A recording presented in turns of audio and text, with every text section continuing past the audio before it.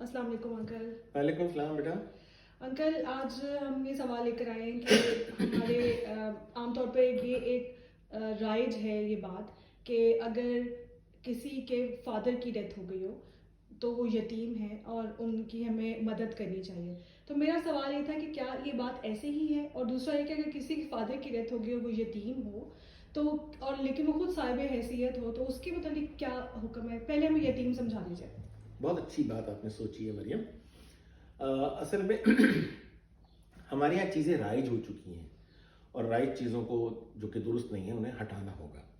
سب سے پہلے تو یہ دیکھیے کہ اللہ تعالیٰ اپنی کتاب میں لفظ یتیم 23 ٹائمز استعمال کرتے ہیں. ٹھیک ہے. اب جیسا کہ آپ نے کہا کہ ایک ایسا بچہ جس کے والد کا انتقال ہو گیا ہو, دنیا میں نہیں ہو, ایسے لوگ دنیا میں کتنے ہوں گے؟ 1%, 2% معاشرے کے ہوں گے. ٹھیک ہے. اب آپ سوچئے کہ اللہ تعالیٰ اس 1% یا 2% کے بارے میں اتنے سینسٹیو ہیں کہ 23 بار اس لفظ کو لیا ہے. بڑی گہرائی ہوگی اس میں. میں آپ سے پوچھتا ہوں کہ ایک ایسا لڑکا جس کا والد اس کے لیے 10 کروڑ روپے چھوڑ کے مرا ہو, کیا وہ یتیم کہلائے گا؟ اصطلاحی طور پر تو یتیم کہلائے گا, لیکن ہم جس معنوں میں لینا چاہ رہے ہیں یتیم وہ تو نہیں ہے. یا ایک ایسا لڑکا جس کا والد تو ہے لیکن مزدوری کرتا ہے, لڑکا تعلیم حاصل کرنا چاہتا ہے, اخراجات نہیں ہے, آپ کسے یتیم گردانیں گے؟ ظاہر ہے. اب یہ لفظ آتا کہاں سے ہے؟ دیکھیے میں اس لفظ کو آپ کو کھول کے بتاتا ہوں. سب سے پہلے تو تھوڑی سی اس کے اندر ایک عربی کی الجھن بھی ہے کہ یہ یتما سے ہے یا تماما سے ہے. بہرحال ہم اس کو یتما سے لیتے ہیں.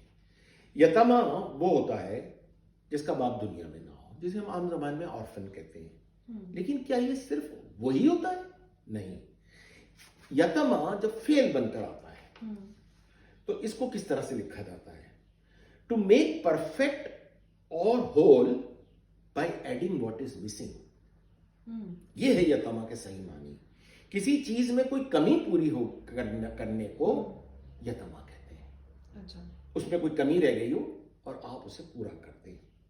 یا ایک اس کے لیے کبھی کبھی لفظ استعمال کرتے ہیں برنگ اور کم ٹو این اینڈ, اختتام کرنا, تماما سے اگر لیا جاتا ہے.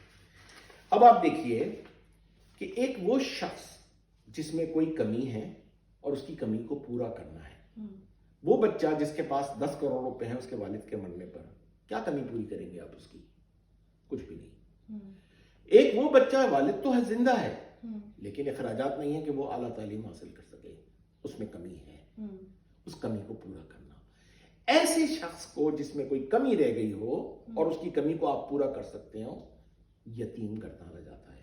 اگر میں کہوں اس کو اردو میں یا انگلش میں, a person who is on his own, وہ جو کہ بے سہارا رہ جائے, سہارا جس کا کوئی نہیں ہو, چاہے باپ زندہ ہو چاہے باپ مردہ ہو, وہ ہے یتیم.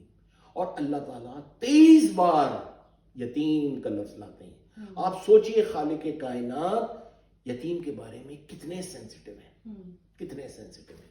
آئیے ہم آیتیں کھولتے ہیں اور دیکھتے ہیں. سب سے پہلی آیت سورہ بقرہ کی آیت نمبر 83. بسم اللہ الرحمن الرحیم. وَإِذْ أَخَذْنَا مِيثَاقَ بَنِي إِسْرَائِيلَ لَا تَعْبُدُونَ إِلَّا اللَّهَ وَبِالْوَالِدَيْنِ إِحْسَانًا وَذِي الْقُرْبَى وَالْيَتَامَى وَالْمَسَاكِينِ. آیت چلتی جا رہی ہے. اب بنی اسرائیل کو چلڈرن آف اسرائیل, تھوڑی دیر کے لیے ہم اس کو چلڈرن آف اسرائیل لے لیتے ہیں.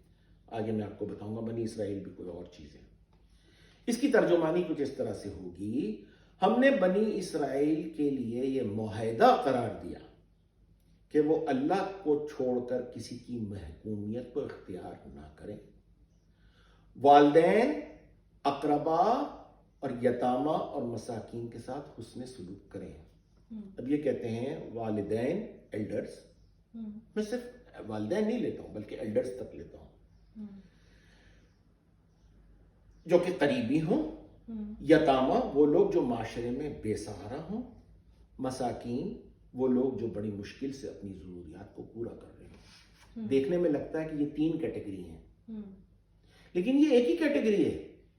ایسے ایلڈرز بھی ہیں جو بے سہارا ہوں اور جو اپنی ضروریات کو پورا نہیں کر رہے ہوں. دیکھیے یہاں یہ تین کیٹیگری الگ الگ نہیں ہے, ایک کیٹیگری بھی آ سکتی ہے, ان کی دو اگلی صفتیں آ رہی ہیں. اور دیکھیے دوسری آیت ہے سورہ نساء کی آیت نمبر 10, ان الذین یاکلون اموال الیتامی ظلما انما یاکلون فی بطونہم نارا وسیصلون سعیرا. تو جو لوگ یتیموں کا مال ہڑپ کرتے ہیں ناحق, ارے اس بچے کے باپ کے پاس تو کچھ بھی نہیں تھا, تو آپ اس کا کیسے مال ہڑپ کر رہے ہیں؟ وہ تو بالکل مفلس تھا اس کا باپ. نہیں, اب آپ دیکھیے کہ وہ جو مال چھوڑ کے بھی مرا ہے اور اب وہ بے سہارا ہے معاشرے میں, اب وہ بے سہارا ہے, تو ان کے مال کو ہڑپ نہ کرنا ناحق طریقے سے, ایسا کرنے والے اپنے پیٹوں میں آگ بھر رہے ہیں. کھل رہا ہے یقین؟ اچھا, اب ایک اور آیت آتی ہے سورہ فجر کی آیت نمبر 17, کلا بل تکرمون الیتیم. عموماً اس کا ترجمہ یہ کر دیا جاتا ہے کہ تم یتیم کی عزت نہیں کرتے. نہیں, یہ تکریم جو ہے نا, آنر تو ہے, لیکن تکریم ایک اس سے بڑی چیز ہے کہ تم ان یتیموں کو کنسیڈریشن میں نہیں لاتے ہو, خاطر میں بھی نہیں لاتے ہو.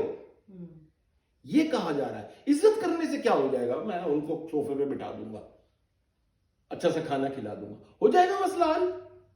نہیں, تکریم کا مطلب ہوتا ہے ان کو کنسیڈر ہی نہیں کرتے ہو.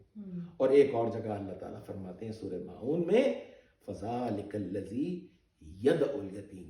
اس کا ترجمہ یہ کر دیتے ہیں کہ وہ دھکے دیتا ہے. آپ کے دروازے پہ کوئی آپ نے دھکا دے دیا, نہ, یہ دھکا دینا نہیں. يَدْعُ الْيَتِيمَ, يَدْعُ کا مطلب دھکا دینا نہیں ہے. یہ اس طرح سے you ignore a person who is on his own. تم اسے نظر انداز کر دیتے ہو جو بے سہارا ہے. یہ ہے قرآن کا وہ کانسیپٹ. اللہ تعالیٰ اس لیے یتیم کے بارے میں اتنے سینسٹیو ہیں کہ معاشرے میں بے شمار لوگ آپ کو بے سہارا ملیں گے. وہ بھی ملیں گے جو 1% یا 2% ہوں گے جن کے والدین انتقال کر چکے ہوں, لیکن بہت بڑا طبقہ آپ کو معاشرے میں بے سہارا لوگوں کا ملے گا. ان کی نگہداشت کرنا ہے, یہ ہے وہ لفظ یتیم. تو انکل یہاں سے پھر ہم اس میں کیا یہ ایڈ کر سکتے ہیں کہ اس سے مراد صرف مانیٹری ٹرمز میں یتیم نہیں ہے, مانیٹری ٹرم میں بے سہارا نہیں ہے. ہو سکتا ہے کہ کوئی شخص ایموشنلی بے سہارا ہو یا اس کو کسی اور چیز کی ضرورت ہو, فزیکلی بھی بے سہارا ہو سکتا ہے. تو کیا اس میں بھی یہ چیز شامل ہوگی؟ عمدہ. میں نے کہا نا کسی چیز میں کوئی کمی رہ گئی ہو, اس کمی کو پوری کر دینا.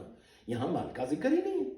اب وہ کمی کسی چیز کی بھی ہو کہ آپ اس کو کوئی سائیکولوجیکل ہیلپ دے رہے ہیں, ایموشنل ہیلپ دے رہے ہیں, مانیٹری ہیلپ دے رہے ہیں, اس کو ایجوکیشن میں ہیلپ کر رہے ہیں, اینی بڈی, اس کمی کو پورا کر دینے والے, وہ جو کمی جس میں ہے وہ یتیم کہلاتا ہے. ٹھیک ہے, تھینک یو.